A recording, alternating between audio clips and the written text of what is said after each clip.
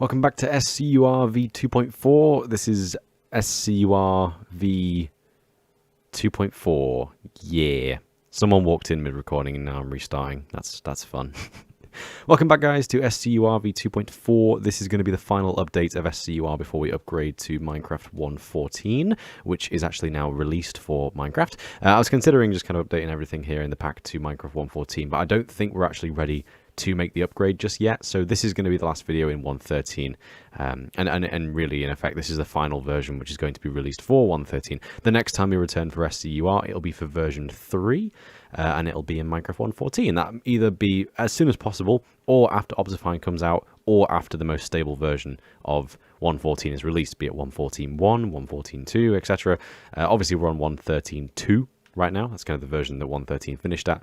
I'm kind of waiting to see if 1.14 finishes on a later version, or primarily I'm just waiting for Optifine to come out, to be completely honest. So there you go. So for SCUR v2.4, one of the main things that I've kind of aimed to do with this pack is actually change a lot of the Optifine features to vanilla features. This is something that's been achieved primarily using block data, which is something that I've very recently discovered, and oh my god, a game changer. Why have I never looked into this before? So as I'm sure you may have known, like, Minecraft resource packs have a folder before textures which is called block states, and then within the Minecraft assets folder you also have another folder called models, and you have block models, item models. I never knew how they worked before, but I very recently figured it out purely by complete chance. I haven't been taught how to do this or watched any tutorial videos. All I've done is read a lot of research online and kind of figure out myself how it all works. Now, you can use block data to do random block models, alternate block models, different block models for items when they're in different conditions. There's so many options, it's unreal. It's like having a secondary MC patcher, which in my opinion is actually better. So I really like it, first of all. I mean, the first thing that I really discovered how to do with it, I really should get talking, there's so much to go over today. The first thing I really discovered how to do with it was random block models. So this model right here is stone. It's just regular stone, as you can see there. It's just absolutely regular stone. I've actually specifically picked the starting point for our run of blocks here because of this block. This is regular stone, obviously. This is the fossil from Fossils and Archaeology. Now, what this will do is it will spawn stone with this texture 1 in 256 times. So every 256th block of stone will be a fossil block. And it has no difference at all. You know, you can't, when you break it, it doesn't like drop fossils or anything, unfortunately. But obviously it has the fossil texture from Archaeology and Dimensions. I think it's kind of like a nice Easter egg. I was wondering whether or not I should have this as be like the coal block or the stone block, because it kind of makes more sense for this to be the coal block. For any of you that know a basic understanding of how geology works with fossils and fossilization in general. But also I kind of figured that when you have this block in the middle of coal, it might look a little bit silly, so I'm not really sure. And this is again done with completely vanilla methods. There's no Optifine required here, no MC patcher. This is actually just done using block variations, using block states and model data. And I think that's incredible. I love it. This is in vanilla. This is great. You will never need MC Patcher for things like this ever again, and I'm really proud of that. Never mind, I just realized that I'm wrong, but we'll get into that in a minute. So this is grass. Obviously, grass has been something that's been MC patched for a while in my pack. All the blades of grass have different tooltips shown. All the blades of grass have different heights and variations, as you can see there, and this was previously done in MC Patcher. It's all just slight variations on the grass texture, and they're all completely equal in terms of how much they spawn and everything like that. Again, this has been changed. It now uses Vanilla CTM, as I'm going to call it from now on. So again, you have the grass block, and it uses variations, all of the exact same weight, to pick one of 10 grass textures, I believe it is. So random grass textures make for nice looking fields, which I think looks really, really good. Now, I said I was going to prove myself wrong immediately. This is how I'm proving myself wrong. First of all, how great does that look? I'm so pleased with this. I'm so pleased. There's so many things I'm really proud of in today's episode. I've actually been really, really buzzing about this for the last couple of days. It seems really sad that I get so excited over things like this, but I really enjoy this shit. This is why I play Minecraft. I don't play Minecraft for Minecraft. I play Minecraft for this. A mushroom. Yes, I play Minecraft for a mushroom. So if you can't tell already, obviously the mushroom block does have many different variations of the spots, as you can see there. And what was done originally with this texture, I think, was a massive waste. I had it set up previously where every single face of the mushroom block could have like 2 dots or 3 dots, or maybe 4 dots. 4 dots, exciting. Well, I've completely changed it now so that it can either have no dots, or big dots, or multiple dots, or variations of big dots, small dots, huge dots. And I just think that the extra variation looks sick, to be honest. I think it looks really, really cool. And it also kind of looks more like what you'd expect a mushroom to look like. If that makes any sense. I don't really know how best to describe it, but if you compare it to the mini mushroom here, you can see the white dots aren't like, you know, specks that are streamlined throughout the entire mushroom. They're random. They're seemingly random and relatively well spaced apart. Now, there is, of course, the absolute minority chance that you can get a mushroom face. It actually almost happened on the top here, where all 9 blocks are just this blank red texture. It is actually relatively possible. I mean, they have a higher chance of spawning than any of the spots, so really there should be a lot more of them here. But as you can see there, it actually almost happened on the top as well, which does look a little bit crap when that happens, but again, it's completely random chance, so that is a big possibility. Now, in addition to this change, I've also changed the brown mushroom to be a little bit more neutral. This doesn't use empty patcher or any sort of CTM features like that, but this is just a neutral texture. And this is what I was meaning, by the way, about not needing to use empty patcher. I have not yet figured out how to do this exact version of Vanilla CTM, because, as you can see here, when these vanilla mushroom blocks are spawned in, you can obviously just place them and they'll have this texture, but the problem is when you place them in mass like this, they will have this sort of like weird brown dotty texture on the inside. And I've actually just realized that if you place these together, it will actually get rid of the inside texture. I had no idea that mushroom blocks did that. See, I've never built with mushroom blocks before in my life, because I think they're a bit crap. But they look good in biomes, so there you go. Now, unfortunately, the block model data uses this quite a lot, so it kind of, I have no idea how the fuck it works, to be honest, but it basically calls a different item model when it's calling this texture face, and as you can see there, when it spawns in the mushroom, it's like on the underneath and on the inside and all around, and the stem also has it on the inside, as you can see there, but then of course on the outside it still has the red texture. I have no clue how that works, so unfortunately I wasn't really able to figure out how to do the block data for that one, but I'm learning new things all the time, so I'll figure it out eventually. For now, we have a temporary fix. We're just using empty patcher. Sorry. But yeah. In addition to that, we also have Slender Notes. I couldn't get one to spawn in here because it's an incredibly low chance. But instead, as you can see there, I have a giant wall in the background. And you guys have seen this one previously. This is, again, just using Vanilla CTM now instead of empty patcher. But very, very rarely you will find a Slender Note on dark oak trees. And this was originally introduced to my pack ages ago, 2 years ago I think it was, and it was actually introduced as an Easter egg. It was never showcased in a video for a reason, so it would kind of like be cool when you found one for the first time, but there you go. So there is now a 1 in 5,000 chance that you will find a note, and as you can see there, it is still relatively common. You see, if I've got a massive wall of dark oak there, you can see where the little dots are. That's everywhere that we've had a note spawn, and there's 8 variations of the note, so collect them all. I don't know how it's not possible to collect them all, but yeah, there you go. We also have slimes. Now, slimes have had... I need to speed up. I've got so much stuff to go over. Slimes have had random textures for a while. They're now just more streamlined. I originally had like a whole gradient of like orange slimes going all the way through to green slimes, going all the way through to cyan slimes as well, and they were quite random. Now they're more streamlined, so the more green slimes are more common, so you're more common to find just the original slime. The orange slimes are like medium rare, and then the blue slimes are probably quite rare. In fact, the ratios of them spawning here don't really match up at all to what I've done by complete chance. But basically, green slimes are more common, and finding the ones that are a bit orange or a bit blue is a bit more rare. And I just think it looks pretty nice. I really like having variations of slimes. I think it works pretty well. Wonder if I can remember the command to kill all these guys. Kill at entity type equals slime. And now I'll need to do it again. And now I'll need to do it again. And there we go. Okay. And can I do kill at... No, wait, no. I don't want to do... I don't want to do anything else because I might accidentally destroy half of my stuff. So I'm going to actually leave these guys here. So moving on from that, we have sheep. We went over sheep in last episode. Do I call these episodes? Installments? Showcases. We went over sheep in the last showcase, and they had obviously new colours and a new palette and everything else, but they also had variations on the wool as well. One of the wool textures was named wrong, so now they're all named right. So it's a very, very simple update. Basically, this was just broken. It was called along the lines of sheep fur 3, and then in brackets 2, copy.png basically, so, as opposed to just being sheep underscore for example, is the correct namesake. So it was just simply named wrong. I don't know how I made that mistake, but it was. So there you go. SCUR v2.3 is broken, so please don't download it ever again. Moving on from that, we have the end crystal. As you can see there, the bedrock texture on the bottom of the end crystal has been changed. Noob old me made this texture a long ass time ago, but basically what I did was take the bedrock texture and just sort of like expand it over this. Now this is 16 blocks wide. This is 16 pixels wide, and this is 24 pixels wide. So as I'm sure you can already imagine, expanding this into 150% of its area, it didn't look good. It just looked like a really blurry mess, basically. So now the base of the end crystal, not the kind of end crystal in item form or when you spawn it in yourself in survival, but when it spawns on top of the towers in the end, it will actually have a base now that looks like actual bedrock. So there you go. I'm wondering now whether or not it's changed to obsidian, but I'm actually not sure how it spawns in the end, so I'll have to look into that. Maybe we'll make this obsidian, or maybe we'll try and find a way to make it obsidian, but only when it's spawned in the end. That would look cool.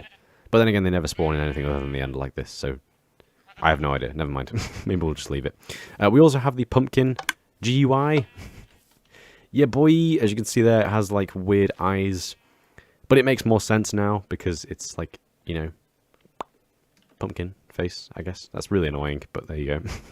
In my opinion, it's less annoying than the weird kind of black pixely gradient. I think it actually looks better, weirdly enough. But yeah. Yeah, the quartz block is more efficient now. Originally, I had this set up where it was like quartz block side, quartz block top, quartz block bottom, quartz block item form, and there was loads of different textures for the quartz block. Now, I've simply changed the item model data to pick one texture for every single face. So it'll be like, what texture shall I use for the top? Custom/quartz block. What texture shall I use for the side? Custom/quartz block. It's the same texture for all sides. So I'm actually just now working towards reducing the size of the texture pack, even though it is obviously bigger this time. The texture pack gets bigger every single time we make an addition, which is to be expected. But this is now more efficient, and I just find that really satisfying because I can now use model data to specify one texture as opposed to using 3 identical textures within one block for no clear reason at all. So I think that's just better in general. We also have new why did I say item? We also have new potion effects. So first of all, glowing. As you can see there in my inventory, we have glowing. It's actually now my face as opposed to Steve's face. So my face is now on there. It's just a little Easter egg. At the end of the day, this pack is designed for me, so I'm going to be selfish. Sorry guys, there you go. It's me. And we also have regeneration is now a pink heart, as you can see there. Which I think looks much better than the original regeneration logo, which is just a strange 32-bit pixel heart thing. And as you can see here, I've also now introduced the kind of pro HUD style, which is inspired by Breath of the Wild, which is, well, not really Breath of the Wild, but just anything in general. Because in a lot of games, you always have options to turn off the HUD or switch to like Pro HUD, for example, where you have minimalistic things in your view, so you can just enjoy more of the game in general. I've kind of just simply removed the box around particle effects. So there you go. See, I have absorption. I have like a yellow heart, and in the top right hand corner you can see there's no box around it. We have the wither effect. I love the texture for the wither effect. I took the existing wither heart and then sort of cut it in half and did like a Thanos snap effect to the wither heart. I think it looks really good. We have poison. Poison is just like a green heart. Well, not really green, but it's more of like a dull yellow more than anything else. And then finally we also have nausea, and again nausea has my face on it, as you can see there. And again, that's all me kind of like showcasing the fact that we now have a pro HUD. So any potion effects that spawn in the top right hand corner will be kind of like more separated, I guess. I don't really know how best to describe that. If they're coming from a beacon, they'll have a little blue outline. So there you go. So you can specify the difference between potion effects and also beacon effects.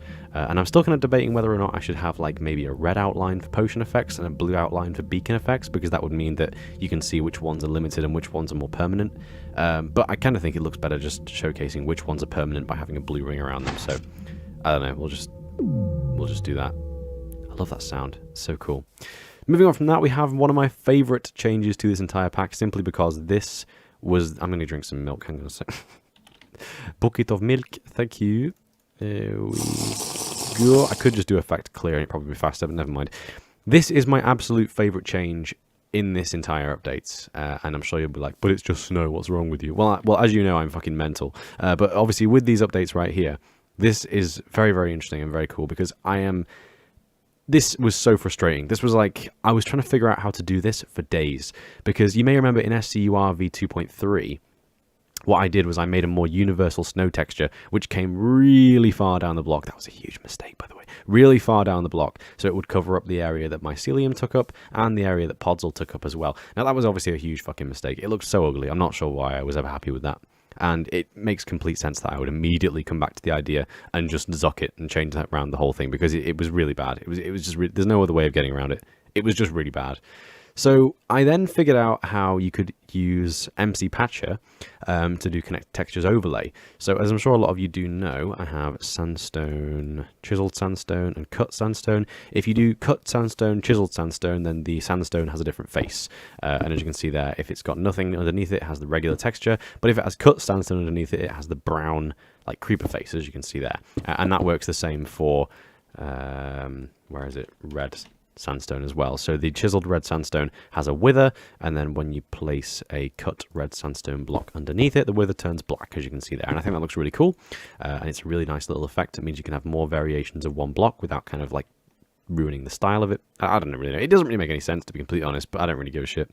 So obviously with these blocks right here, that was kind of the same ordeal. I thought, oh my god, what I can do is just take the grass block, I can delete the snow block texture entirely, and then I can have it so that if there is a block on top of it, it does an overlay underneath it, which means that the side of the block gets this new texture, and then I can have separate one for grass, separate one for mycelium, separate one for podzol. And look, it worked. No, it didn't. It didn't fucking work at all. Turns out MC Patcher has absolutely no way of figuring out when a block has a snow layer on top of it.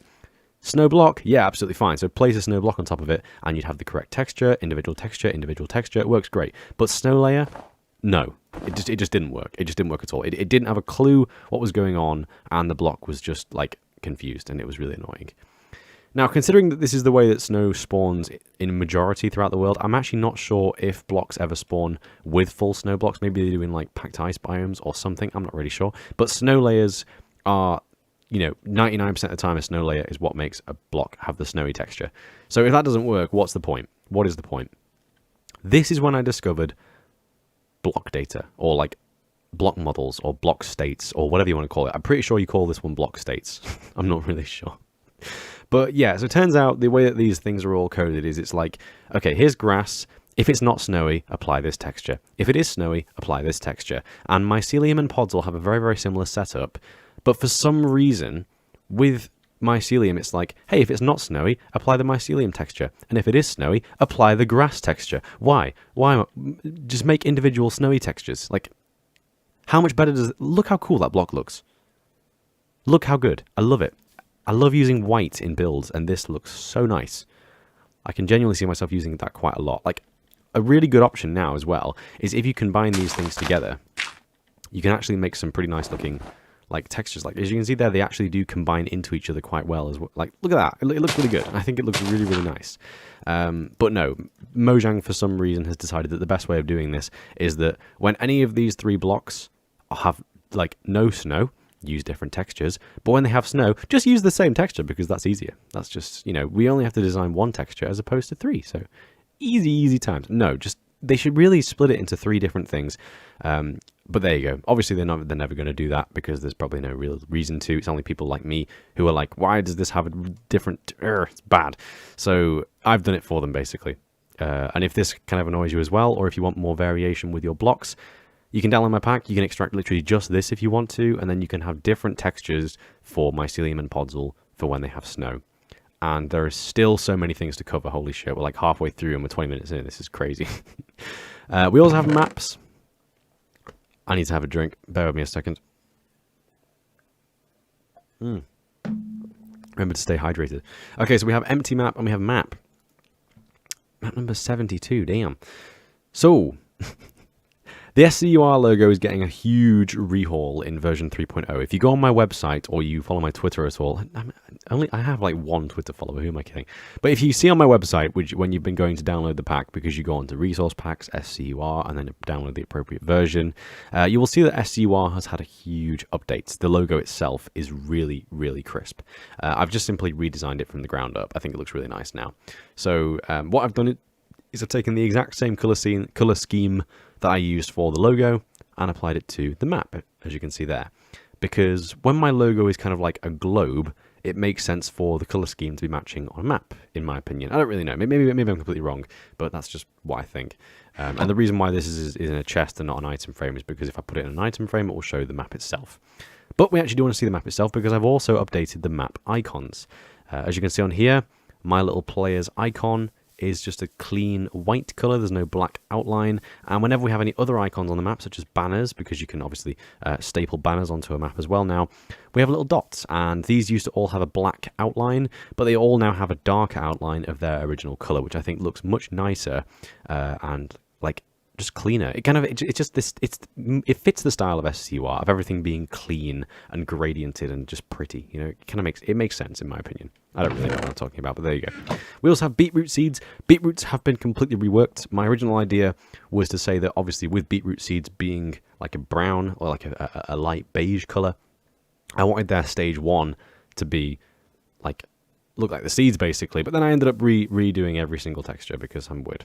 So obviously the first texture has the little seeds at the bottom and tiny tufts of green to show it sprouting out, and then we just have more of that and less brown, and then we have more green and no brown, and then the beetroot texture itself has actually been completely reworked as well because I realized how incredibly crap it was. For some reason, like, this is like, okay, little tufts of green, bigger tufts of green, and then it was like I don't know, Korok leaf shapes. It just completely changed. It was like this could be carrots, and then boom, it's just a completely different block. No idea. I thought it was really strange, to be honest, but what can you do? But there you go. Beetroot has been reworked. As you can see, I think the texture in the ground looks much nicer now. It's more green, fits the vibe of SCUR. And of course, the original texture has a more light texture to match the actual seeds themselves, which of course have a new item texture, which is of course gradiented. I haven't realized for the longest fucking time that beetroot seeds consist of 2 colors, dark brown and light brown, and it's just very kind of like oddly drawn. It looks like, I don't know, like a chiptune Tic Tac or something. I'm not really sure, but there you go.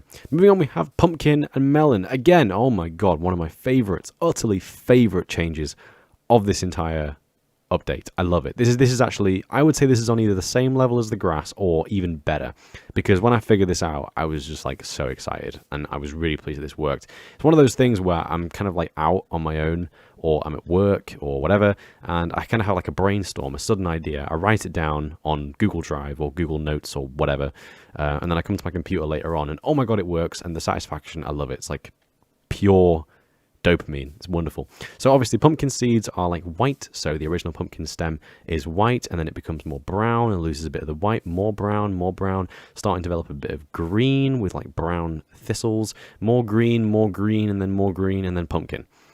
Melon is very different. It has black seeds to start off with, so we have black seeds, and then it becomes green, and then gets more green, and then darkens, and then gets to this very dark shade of green. And as you can see there, we have 2 very distinct and very linear, and in my opinion quite pretty progressions between seed and fully grown stem, which are separate for both melon and pumpkin. That is the key thing here. They're separate.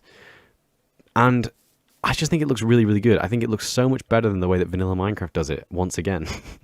And I'm just really pleased with it. It seems like such a simple thing, and believe me, it is a really simple thing, but I would have this shot as the screenshot of the video. I just think it looks wonderful. It looks so good. I just love the fact, first of all, that the seeds are now the same color in world as they are in item form. That's the exact same change I've done to beetroot. The pumpkin seed has the same treatment, and then they sort of mature and they actually grow upwards now, as opposed to kind of like springing out of the ground slowly, which is how the original texture worked. I'm not sure if any of you know, but the way that the pumpkin and melon texture works originally is, first of all, they both have the exact same texture, and the model data uses one file, and it very simply pushes the one file out of the ground slowly. So it basically renders the block, but 14 pixels down, and that's the sprout. It's just basically the sprout of the pumpkin texture is just the top 2 pixels of that. That thing right there. That's all it is. That's the pumpkin sprout. It's the top 2 pixels of that. And then it raises out of the ground. I don't even know how that would work. It just looks really odd. It's just like, it's always kind of annoyed me a little bit, but I've never really had the tools or the knowledge to fix it. But now I have. So the seed looks right. The colours look nice, the growth makes sense, and they are both distinguishable when they're fully grown, which I think is the most important part. Melon's more green, pumpkin's more brown. I think it looks wonderful. I'm so pleased with this. I wouldn't actually blame people if they extracted just this feature from this pack and installed it into their own, because I fully recommend taking it. Take it, do whatever you want with it. Do whatever you please. But obviously this does require a little bit of MC Patcher. It actually uses the pumpkin stem and melon stem color map. And the color map's just simply empty. So for example, it doesn't render the color map over these items. Now there is a way to stop it from using the color map altogether by using tint index in the block states values, but I haven't figured out tint index yet. So at some point in the future, this will be MC Patcher free, but for now it does rely on color maps on Optifine, unfortunately, just to make sure that these things don't have any extra colorings over them. If you do have color maps like disabled, or you don't have Optifine installed, these will still have two different textures, but they'll just be like green for some reason. Like this will have like a massive shade of green overlaid over it. Same for all of these, same for all of these. They will still be different, but they'll all just be green, basically. I don't know, you can see it for yourself if you want to have a go, but there you go. Wheat. Now wheat is very yellow and very vibrant in my world. This is a change I made ages ago because I think wheat looks a bit crap when it's sort of like brown and green. So I made wheat very yellow, which is what I think wheat should be. And I've simply made the wheat item more saturated. So I've taken all the bits of the wheat texture and just kind of like up the saturation values for all the yellow bits. And I think it looks much nicer now in item form as well. In your inventory, as you can see there, it looks more saturated. It looks more kind of like nice in a way. I don't know. Kelp Block.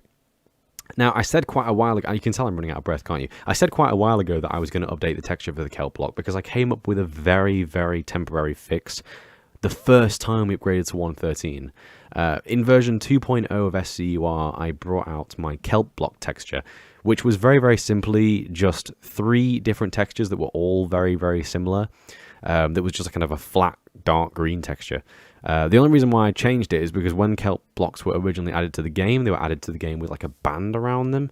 And I've never really been a big fan of things like that in Minecraft, to be fair. Like, this is a block of kelp, okay? Where did the band come from? Like, I don't get it. Obviously, well, yeah, there's a band on that. You know, it doesn't apply to everything. But in my opinion, it just looked really dumb. It was a really bad texture. It had like a 1 pixel wide line going all the way around it that was, of course, offset because it was 1 pixel. I tried putting it so that it was a 2 pixel wide band, but then the texture was too big and too ugly. In the end, I came up with something that just looked neutral on all sides. But this is the final result. It is very simply a block of kelp. And as you can see there, it looks like it's made up of a large quantity of dried kelp, basically 50 to be precise. So it looks like each and every one of these little like rectangular cylinder type things, or what are they cuboids? Is that right? Cuboids? Rectangular prism? One of the two. I think it's is it rectangular prism? Might be. I think it's rectangular prism. I haven't done maths in fucking 4 years now, but there you go. Rectangular prism. There's 50 of them there. Obviously wrong, because you craft these with 9 dried kelp blocks, but I think it looks much better. And I think you can actually stack these things up into huge blocks, and they will still look superb. Not they'll actually look better, I believe, as well. I think that looks so cool. You can like stack these things up and have like massive storage cubes.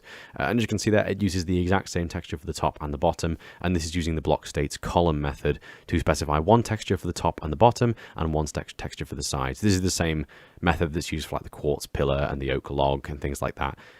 It just consists of 2 textures which are used on the sides and on the top. Moving on from that, we have the water buckets.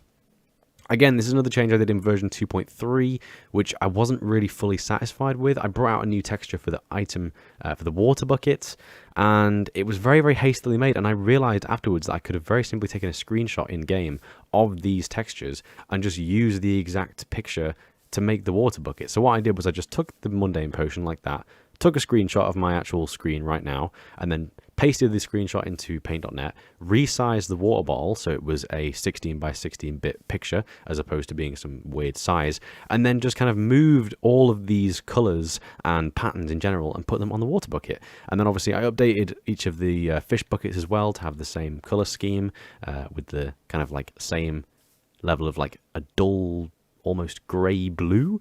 But there you go. I think it looks much better now. It doesn't have like a weird rim at the top. It isn't just the wrong color altogether. It just looks right.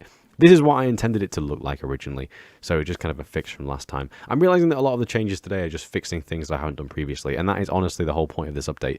Version 2.3 was a bit shit. Version 2.4 is kind of like salvation before we upgrade to 1.13. This is the last sane version of SCUR before things all go a bit crazy with 1.14. So this is me just kind of repairing any old mistakes I've made, making some changes that I've been kind of like waiting to change for ages, figuring out how certain things work finally, and just kind of like sorting out some stuff that I've been hoping to sort out for a long time. So the buckets is one of those things. I wasn't fully satisfied with the version 2.3 bucket. I now am. That is exactly what I was going for. It now looks perfect. Redstone blocks now pulsate. I'm not 100% sure on this one, to be completely honest, but I think it does look pretty cool. It's a pretty subtle change. I mean, if I was going to change anything about this, what I would do is I'd make the more saturated frame less saturated so that it was even more subtle. But I think it looks pretty decent. You see, it's like lightly pulsating. And obviously this affects the block in your inventory as well. I think it looks decent. I'm going to keep it for now. Torches, furnaces, and dungeons have now been affected slightly because the actual flame particle has been changed for the first time in 4 years. It now has a slight streak of white in the middle of it, which I'm not fully satisfied with, but I think it looks decent. It just kind of gives the flame a less man-made texture. It looks more random now and more natural, I guess you could say. Now that I've figured out how block states work, I have finally removed the underneath of the crafting bench. The crafting bench has been using the oak wood planks texture since the beginning of time. I don't understand why. I never have. I've never really approved of that decision from Mojang, to be completely honest, because it makes no sense in my opinion. I looked this up on Reddit, seeing if anyone had come up with an idea already of how best to mask the underneath of the crafting table, because I realised that obviously some people have had the exact same idea I've had and have made their own versions of the crafting table bottom, basically. And people seem to have the opinion on Reddit that like, why change it? Because if it's wooden planks, you can hide it in ceilings, for example. But I think that's really dumb. It always really bugged me that, like, with a crafting bench, if you had it in any other position than on the ground, then you would see like oak wood planks on the bottom, which I never really understood. Like, I get the sides of the crafting bench are kind of like oak wood planks, but with loads of extra layers. It makes sense to me, but still, I just think this looks so much better. You have this black band actually continues round the texture now as well. It looks more like a barrel, to be honest. I think it's quite nice as well. I think it looks much better like this, to be honest. But, you know, we'll have to see. I'm not 100% convinced with it yet. But as you can see here, this is kind of me just saying that I've figured out how to do certain things. For example, changing this texture, which has been wrong for eternity. So there you go. We now have a unique texture for the underneath of the crafting bench as well. Here we go. Language stuff. So bucket of water, bucket of lava, bucket of milch, bucket of cod, salmon, pufferfish, tropical fish, crafting bench, and seaweed. Now, I've actually just realised that the bucket of cod, bucket of salmon, pufferfish, and tropical fish shouldn't actually be in here because I haven't actually changed their names. But water bucket, lava bucket, and milk bucket were bugging me a little bit. Bucket me, haha. Because water bucket, no one says water bucket. Like, pass me a water bucket. Not really. So bucket of water, bucket of lava, bucket of milk. And I checked, and actually the cod bucket, salmon bucket, etc. already were named bucket of the appropriate fish. So why were these ones not the same way? I have no idea. So here we have bucket of water, bucket of lava, and bucket of milch. Crafting bench is now called a crafting bench because I've always referred to it as the crafting bench. I actually search for crafting bench on the creative GUI way too often. It's a crafting bench, in my opinion. I don't know why we call it a bench, but everyone calls it a... I feel like it's a really common thing to call it a bench. Maybe it's not. Maybe it's just me. But I feel like it is a common thing. I don't really know. Seaweed as opposed to seagrass, because I'm British. So there you go. We also have the ilmango, which I think is great. This is actually part of Vanilla Tweaks, sort of. I mean, it's inspired by Vanilla Tweaks, but it's not like copyright. I don't know how it works, but basically this is ilmango's logo. Ilmango, the YouTuber, he does a lot of redstone stuff. He's currently doing version 1.14 Skyblock, which I haven't actually started watching just yet, but it looks really fun. I'm actually wondering whether he's used the original Minecraft server to play Skyblock like they planned, because they've been like digging out a giant hole in their world with like ender eggs. What do they call it? Ender dragon eggs. They do some crazy fucking stuff on SciCraft. So I really like Ilmango. I watched quite a few of his videos. So I thought it was only good if I take the golden apple and make it so that if you name it Ilmango, it will change to a golden mango, which is Ilmango's logo. So there you go. So if you have golden apples and you name them Ilmango, you can have yourself an Ilmango as well. So onwards from this, the only thing that I really wanted to point out is the fact that we've now made new file paths for all the custom block models and item models as well. This includes the cauldron, which is now in a separate folder called custom/cauldron/sides, top, inside, bottom, you get the point.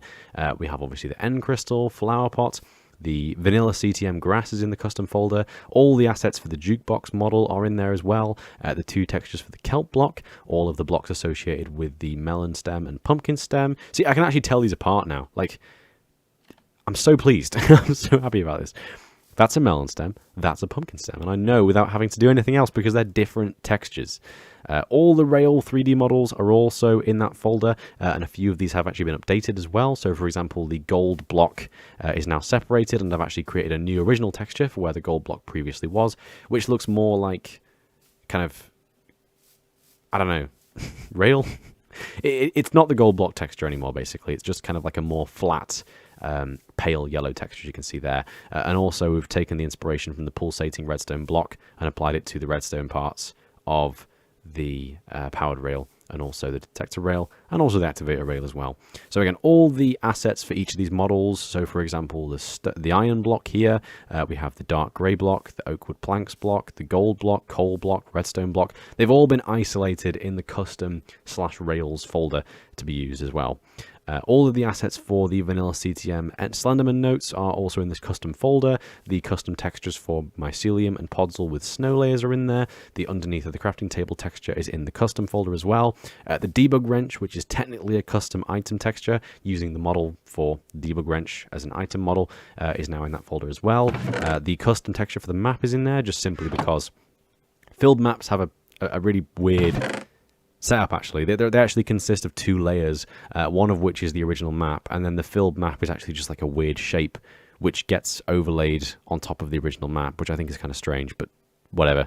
So now it just uses one texture. It's just a standard type of item texture, and again, the map texture is in the custom folder as well. So there you go. The sticky piston side texture is also in there. The quartz tiles texture is in there as well. And also all of the quartz textures are in there because they now use a different form of modeling as opposed to the vanilla one. And that's it. And I was right, 40 minutes to showcase everything in this pack. This is SCUR v2.4. This might be one of the largest updates I've ever made to SCUR without it being an initial release version. So, you know, version 1.0 or the upcoming version 3.0. I hope you enjoyed. Lots of changes in today's pack, many new things, many clean ways of doing things that we've had done previously, like the Slender Notes, the grass, and also now the fossil, for example. It's all just been cleaned up a lot. I've achieved a lot of things that I wanted to achieve. I have gone through every single file really meticulously to make sure there is nothing in here wrong. So I am now branding this the penultimate version of SCUR for version 1.13. If you're playing in version 1.13, this is the ultimate version of SCUR. Everything I've wanted to achieve in this version of Minecraft has now been achieved. And yeah, it's sick. Thanks. Thanks for watching. Bye.